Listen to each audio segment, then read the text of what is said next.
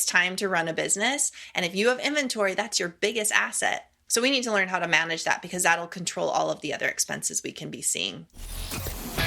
It's the e-commerce master plan podcast. Here to help you solve your marketing problems and grow your e-commerce business.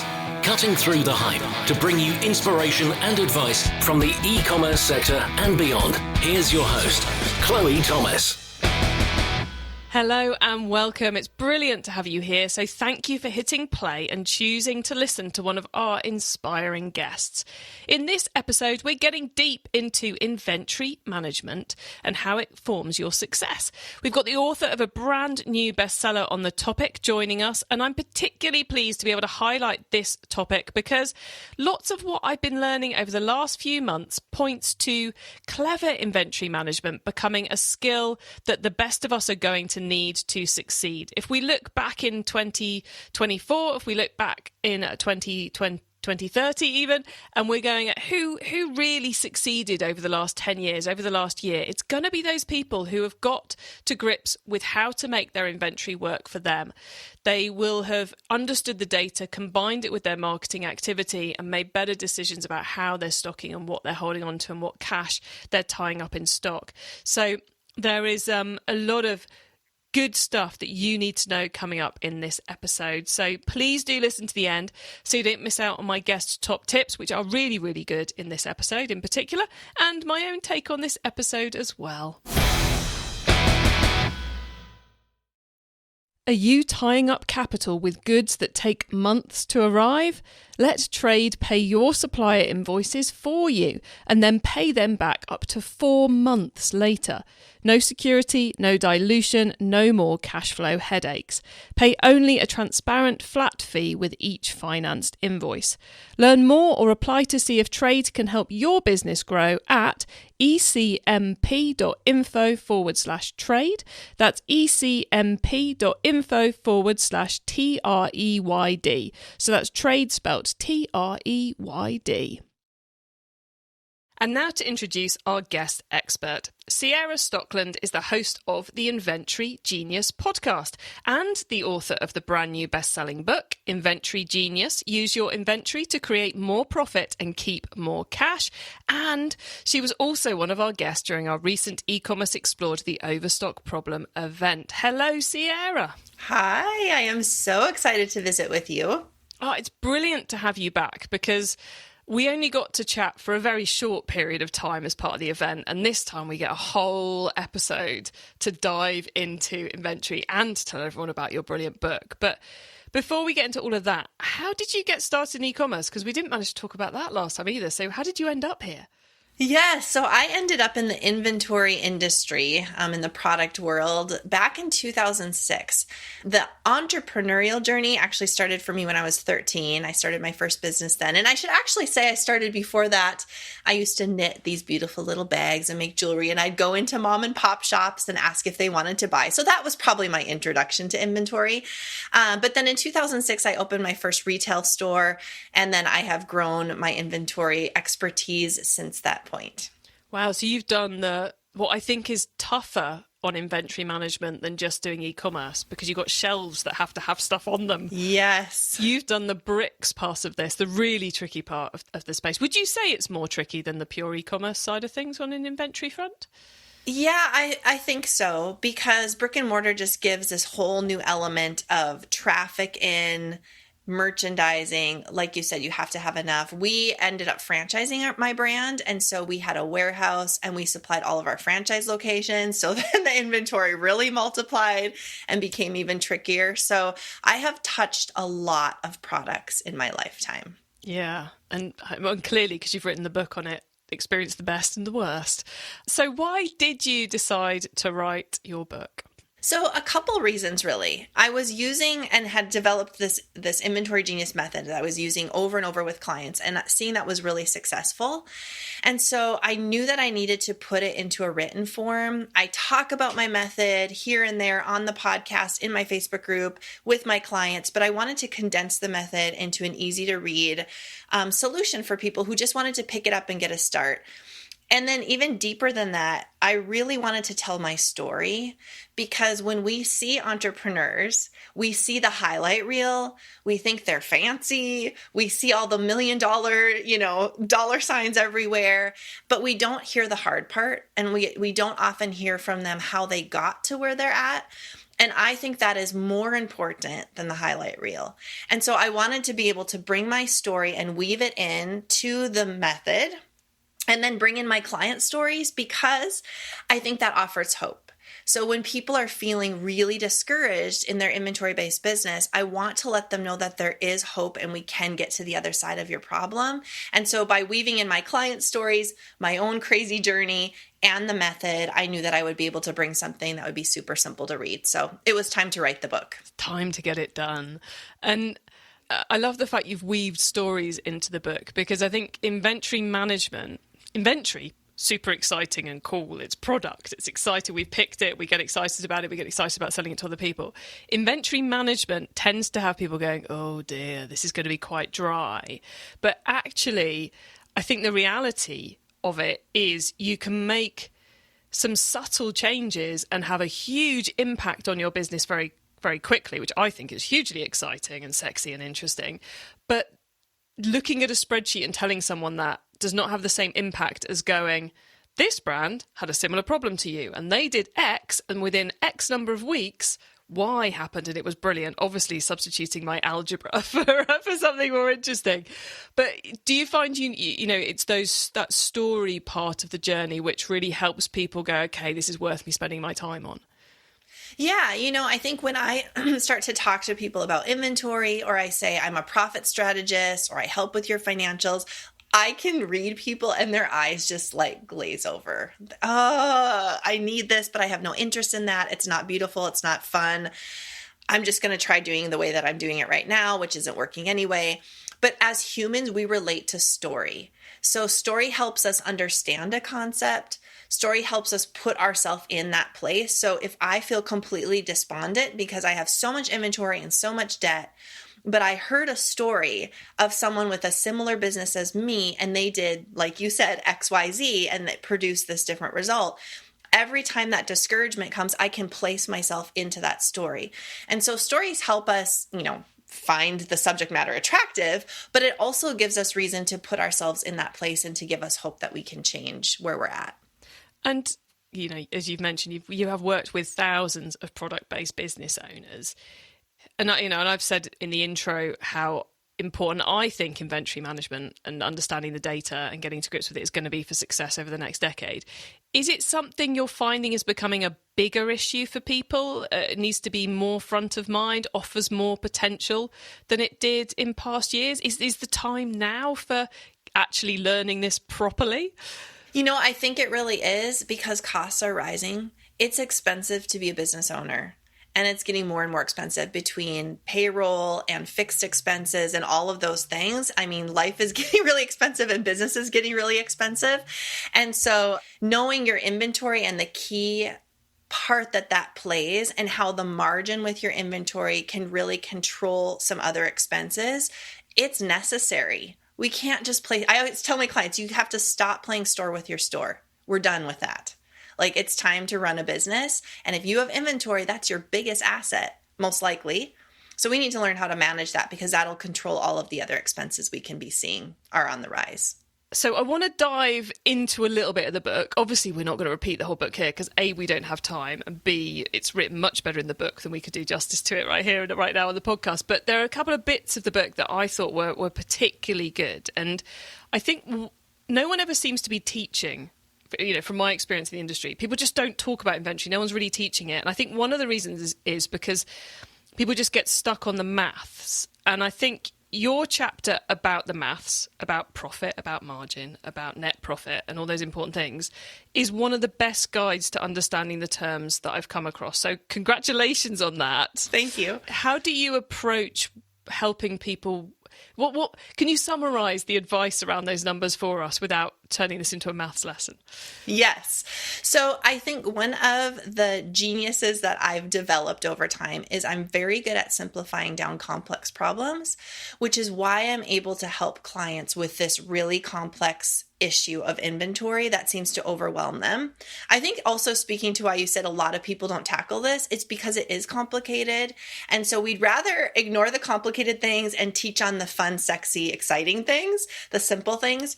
But I say, let's just tackle this head on. And we can simplify it down. So the way that I share math is we really start with a profit and loss statement. And right there, I'll see people's eyes glaze. And they're like, I promise this is not scary. But this is really the fundamental of how our business with inventory works. So profit and loss just has 5 categories, 5 super simple categories. We have our sales, our cost of goods, which is inventory, and the margin. So the difference between those, everything it costs to run our business, and what's left at the end of the day. Super simple. So then we just say, okay, of those 5 categories, inventory is tied to 4 of them. And if inventory is tied to 4 of them, we better sit up and pay attention to what's going on in our business. And if it's tied to 4 of them, which do we want to tackle first? And then we just dive into which one we want to tackle first. And then we keep dropping our eyes to the bottom of that profit and loss, to that net profit, and seeing if what we're doing with the inventory levels is increasing our profit over time. And that's how I teach the math of it. I love that. It makes it so straightforward. Yeah, I think we can get so wrapped up in the accountant's terms when actually, like you say, it's just counting up. Simple. Very, very simple. It's just addition and subtraction. That's all it is. So once in the book, you've made that incredibly clear for all of us to very easily get to grips with those numbers and not be scared of them anymore. You then take us into 6 focuses, which I kind of read as how you can actually change things in your business, what you're trying to do, and then how to actually do it. And the first 3 of those is increasing sales, increasing margin, and decreasing expenses. And what I think kind of a bit of a theme now coming out of this episode, but I feel like most of us get stuck on increasing sales. And as an industry, we are awful about talking about increasing margin, which fundamentally is far more your success factor than increasing sales is. And then we never ever talk about decreasing expenses too. So I love the fact that you've split those out. Would you like to, give it a few tips from one of those to our audience? Let's go into tip mode, I think. Okay, let's go to tip. So when I start working with a client, the first thing I look at is margin. My eye just goes right to their margin. So I have them spell out like what's going on, give me the numbers, give me the facts. I like to extrapolate that data. So this is tip number 1, pull the data out. Tip number 2, be completely honest. You cannot fix your problem if you lie to yourself or your coach or your profit strategist, but mostly to ourselves, right? We like to lie to ourselves and say, it's not, I'm just going to be honest with what the numbers really say. So tip number 2. And then tip number 3, figure out where your biggest opportunity is. So that for me is most often their margin. Example, I just started working with a client, phenomenal, so excited to work with her, over $1 million in business every year. She's a brick and mortar and online mixed store, and she's running a pretty tight ship. So she doesn't really, there's some things we're going to cut. She's making the sales, right? Where's the money, Ciara? Where's the money? I looked at her profit and loss, and in 10 seconds, I said, it's your margin. We're going to fix your margin. She's running under 50%. You cannot do that and survive. So we're going to fix the margin. So we find that biggest opportunity for quickest ROI, and then we dig into how that's going to work. And then I break that down. So I'd say tip number 4 is once you've identified, keep breaking it down. Like, don't stop at what you find as an answer. It's important to learn as an entrepreneur to be able to simplify, keep breaking down the information to get to the root of what you want to work on. And you mentioned we should be running at a margin of over 50%. What we haven't quite done here is simply explain margin, because a lot of people go 50%, but they might not be calculating margin the right way. So can you quickly give us the margin ins, please? Yes. So if I buy a shirt for $5, and I sell it for $10, I have a 50% margin. So I make $5 on it. And I clearly remember, this is one of the stories in the book, when my profit strategist that I finally found sat me down and said, Ciara, just because you buy something for $5 and sell it for $10 doesn't mean you have $5 left. And I said, well, what do you mean? The lights cost money, payroll costs money, to open the door costs money, marketing costs. You might not even have $1 left. So your margin is what's left for you. So we want to have the maximum. So now going back to that shirt, if I buy it for 5 and I sell it for 15, now my margin is much greater. So instead of a $5 margin, I have a $10 margin, or we can figure that out in percentage points. And that gives me extra. So now if it costs me $5 to run my business, I still have $5 for me at the end of the day. That's my net profit. This is kind of one of these, when once we start getting into this, you get into that kind of seesaw effect of, do we want to sell more units or do we want to sell less units at a higher price or a higher margin and end up with the same profit, which is the point at which I think all of this, understanding these numbers enables you to stop running around like a crazy person in your business and actually breathe again, because you work out how margin can impact if you can get that seesaw balance right. Is that something you find people working on more these days than they used to? Or I don't think they're working on it, but I think they need to work on it. That's another area that we'll tackle, because yes, there is the margin question, and then there's the volume question, and there's not a right or wrong. It's the way that you're mixing that. So, a lot of times when I have this conversation, someone will come to me and, pain, so much pain. I have all this debt and all this inventory. And so I give them a plan and they say, oh, but I can't raise my prices, all the excuses. So I'll say, okay, you might not be able to raise your prices in this category because that's dictated to you, your MSRP or whatever, but what about the category over here? Or can we bring in another product where we can increase margin? And then on our lower margin product, we increase volume. And it's all about the mix. And you decide. It's stop being held hostage by your inventory, and you tell your inventory what you want it to do for you. I want you to produce this profit, and this is how I'm going to mix you in my business. And this is what I'm going to expect from the sales, instead of letting the inventory just come in and then feeling like we're at the mercy of whatever our inventory decides to do. I think what you said there was absolutely brilliant. And then there was like a secret tip within it, which is not all products are created equal. Not all categories are created equal. So you if you can understand the role of each product category in the business, this is a volume seller, this is a high profit margin. Then you can decide where it goes in the marketing, where it physically goes in the shop. And this is when that bit we were talking about how you need to marry the inventory data and the marketing data to really move things forward, really starts to deliver for a brand. Yeah, one of the best examples I have of that is a mentor that I had at the very beginning of my retail store said, Ciara, you always have to have a tennis ball in your store. And I was like, well, I'm a maternity store, so explain what you mean. And he said the concept of a tennis ball. So he had started a sporting goods store. He said tennis balls have horrible margin and that we don't make very much money on them. But people come into a sporting goods store and expect to find tennis balls, and we always have to have them in stock. Then we sell them everything else. We sell them the high dollar item. We sell them the high margin item. And so I think as business owners, what is that mix? What is your tennis ball? What is that one thing? It might not produce a lot of cash. It might not have an amazing margin, but the purpose of it is to point people to your higher margin products. And we talk about that in the book, that average ticket and how to increase that average ticket. That's all about the product mix that you're delivering to your customer. I love that. Another term there, everyone. The average ticket. You thought you only had to worry about the average order value, but there's the average ticket as well. Could you quickly explain average ticket for us as well, please, Ciara? Yes. So, when a customer comes in and they buy a pair of jeans, it's $50, or they buy a pair of shoes, it's $100. We want them to increase that. So are they buying a pair of jeans and the top to go with it? So when I work with a client, we look at their margin. The next low-hanging fruit is usually their average ticket. So I'll say, what is your average ticket running in your store? $42. Okay, if we could change that to a $52 average ticket, meaning every person that came in spent at least $52, what would that do in profitability?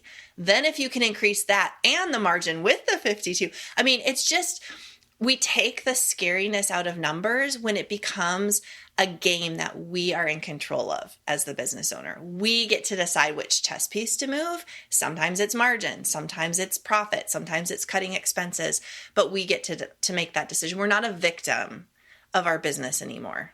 Totally. And on a terms front, I think your average ticket and my average order are probably the same thing from your explanation there, which is really cool. But I like the fact that with yours, when I as a marketer talk average order value, I'm usually meaning putting it in the hands of the customer to do it. And I love the way you're talking about it in terms of it being in your hands as the business owner by shifting the inventory mix. So, so you're also looking at not just, we'll try and get them to buy two things, but we'll try and get them to do two things, or we'll tweak our range so we've got products at these price points to encourage them to spend more, not just buy more items. Does that make sense? Yeah, I've never thought of that before, but I do. That is what I'm doing. I'm saying you, the business owner, are in charge of what the customer spends. I love that. Thank you for pointing that out. So in my store, we had an average ticket goal of a certain amount. I can't remember what it was now, maybe $55, let's say. And so I had a cheat sheet for all my staff that said, here's our average ticket goal. Here's 4 ways to get there. 1 pair of jeans, 1 shirt. 2 shirts, 1 cardigan, 1 necklace. Like, I gave them options so the staff could then point the client in the right direction, all pushing them towards that. Another option is if you're e-commerce. I just visited with a client on this. She said her average ticket right now is like $95. And I said, well, what's your free shipping threshold? $75. I said, well, how about if we make free shipping $100 and then everyone will spend over $100 and your average ticket will go up. Why did I never think of that? She said, but those are things we're pushing the consumer to do what we want them to do to make sure that we are profitable so that we're staying in business to continue to help them. E-commerce Master Plan is supported by some of the greatest companies in the e-commerce sector. Here's a reminder of who they are. Are you looking for ways to incorporate SMS and MMS into your marketing strategy? Well, you should be. A great way to do it is to add marketing text to your current campaigns. And with wildly successful transaction rates up to 481% higher, birthday offers are a good place to start. Send customers a birthday offer to the channel that's almost always at hand, their mobile device. And if they don't make a purchase, send a follow-up text in 2 days' time so your message doesn't get overlooked. Get more campaign ideas and see how AI-powered marketing automation is changing e-commerce at ecmp.info/Bloomreach. That's ecmp.info/BLOOMREACH. Learn more with Bloomreach. Visit ecmp.info/Bloomreach today. This episode is brought to you by Tidio, the top-rated customer service platform on Shopify. Tidio enables you to manage all your communication channels in one dashboard, making it super easy for your support team to handle all customer inquiries. Tidio AI helps you automate more than 40% of support responses and increases your sales by recommending products and offering discounts to your website visitors. Increase customer satisfaction and sales with personalised shopping experiences. Visit ecmp.info/Tidio, that's TIDIO, and start using Tidio now. Plus, get an exclusive discount for e-commerce Masterplan podcast listeners by using the promo code MASTERPLAN. It's time for the top tips round. Now, I love this section because it gives me and our listeners some really quick ideas for taking our business to the level. So, Ciara, you've given us a whole load of tips already from your brilliant book. Are you ready to give us even more? Sure. Okay, let's do the book top tip then. If everyone listening to this podcast agreed to take Friday off and read a book to make their business better, which book would you recommend? Atomic Habits, James Clear. So good, because I don't think as entrepreneurs or humans we ever fully arrive at the discipline that we have the potential for. And so learning those habits and how to create amazing habits will have a ripple effect on profitability. Brilliant. And I'm going to plug Ciara's book, Inventory Genius. Use your inventory to create more profit and keep more cash. We've been talking about it all episode, and you guys should go and grab that as well. Inventory Genius, go and find it. Okay, Ciara, another question for you. I'll stop answering them. The traffic top tip. Which marketing method do you either prize above all others or think doesn't get the press it deserves? Oh, I love this question. I'm so excited for this question. Old-fashioned communication and relationship building. That is how I'm on your show, right? I ask for help. You ask for help. We get to know one another. That's how we make relationships with our customers. That's how they come back over and over again. We get so caught up in a lot of gimmicks and in trying to figure out a quick solution to everything that we leave the old-fashioned relationship building, asking for help, connecting with people. That's my favorite. Yeah, and combining your inventory data with your marketing planning is crucial. It's going to be ever more crucial over the next 10 years. Actually having conversations with your customers is going to be ever more crucial over the next X years, both as a research tactic and making your marketing more human, I think. So you can still do it at scale. There's still ways to do it at scale, but it's just so crucial, so crucial. Well, we pay so much for marketing and then we never talk to our people. They come shop with us and we never get to know them. It's so sad. We need to change that. We definitely do. Okay, the tool top tip then. Maybe a collaboration tool, a social media plugin, a phone app, or just a way of working. Is there a cool little tool you use that makes you and your team more efficient from day to day? Yes. I am liking Voxer lately. I don't know if the world has Voxer or if that's a US app, but it's basically a walkie-talkie. So I use it for my mastermind. They can voice memo me or anyone else in the group, or they can type out a message anytime. And those voice memos never go away. So we can listen, re-listen. It's just a great tool, and there's a free version. Nice. I've heard of people using it within a team to leave messages for each other in a kind of an asynchronous brain dumping kind of way. But I've not heard of people using it as a, between businesses as a mastermind piece. And I could see it working really well with your marketing agency as well. Yeah, it's so nice because then the clients, when they have something, they can ask one another and they're collaborating. You're creating more stickiness in your group, right? Because they're relationship building. It's just so good. Nice. I'm going to have another look at Voxer now. Right, the carbon top tip. What's your favourite way to reduce the carbon footprint of an e-commerce store? A whiteboard. I love a good whiteboard. You write out your goals, you write things out, you can erase it instead of paper everywhere, poster board, all the things, which I'm a good, I like paper. There's a purpose for it, but I love a good whiteboard. I love that as an example. Permanent, erasable communication tools rather than reams of paper. Yeah, if I had a whiteboard in this office, how much paper would I save? A lot. It's great.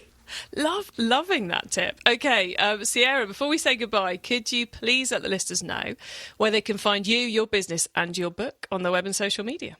Yes. So the book is on Amazon, or you can find the book or anything else you want to find out about me at my website, www.ciarastockeland.com. And then on social, Ciara Stockeland, you can follow me on Instagram, LinkedIn, Facebook. It's the same handle for all of them. Brilliant. Easy as that, guys. And like we said so many times throughout this, inventory and understanding your inventory and making it work harder for you is crucial over the next decade or so. So now would be a great time to start learning more. So yeah, go follow Ciara, get her book, etc., etc. Ciara, thank you so much for coming on. It's been brilliant being able to spend more time talking to you, and I hope we've encouraged lots of the audience to go and have a read and upskill themselves. So thank you for coming on the show. Yeah, thank you for taking time to have me. So a fascinating chat there with Ciara. I highly recommend grabbing a copy of her book, Inventory Genius. Use your inventory to create more profit and keep more cash. You'll find it on her website and also on Amazon. And it is only 87 pages long. It is so she was talking about there being plenty of stories in there. There are plenty of stories. It's also marvellously to the point and easy to understand. And if you have any fear about trying to get to grips with those numbers, trying to get to grips with making your inventory work for you, or you're excited about how to make it work harder for you, then now is the time to go and get that book. Because for me, one of the massive themes from many conversations I've been having this year is that the inventory management, understanding, sweating and making it work hard for you part of e-commerce, and how we can combine that with our marketing and our other activity really is going to be key to success in terms of profit, in terms of cash flow, obviously, but also in terms of sustainability and building better relationships with our customers and everything. It really is kind of like a missing part of the data puzzle, I think, for many brands. So Highly recommending that. You can get your hands on the notes from this show, including the top tips and links to what we've mentioned, by heading over to ecommercemasterplan.com or use our direct to episode short links. Just put ECMP, that's short for e-commerce master plan. So ecmp.info/episode number into the URL bar, and you'll go straight to the correct page on the website, like magic. Now, once you get to the website, please do also add yourself to our email list so you don't miss out on any of the other things I share to help you improve your business. And if you liked this episode and you want to learn more about how managing your inventory well is going to be the key to e-commerce success over the coming years and how to do it, then make sure you check out our recent e-commerce explored Overstocks event, where we explored it from 5 different angles with 10 different guests, going from how to clear your excess stock right through to how to shift your business model to remove it from the equation. Get your free access via ecmp.info/overstock. Yes, you can still sign up for free and get access to all that great replay content. Thank you for tuning into this and every episode that you do of the e-commerce master plan podcast. I bring you a new interview every week because I want to inspire and help e-commerce business owners like you to succeed and thrive with your businesses, including progressing along the path to carbon net zero. So if you know someone this show can help, please tell them to listen to the e-commerce master plan podcast. Have a brilliant week and don't forget to keep optimizing. Thank you for listening to the e-commerce master plan podcast. Find out more at ecommercemasterplan.com/podcast.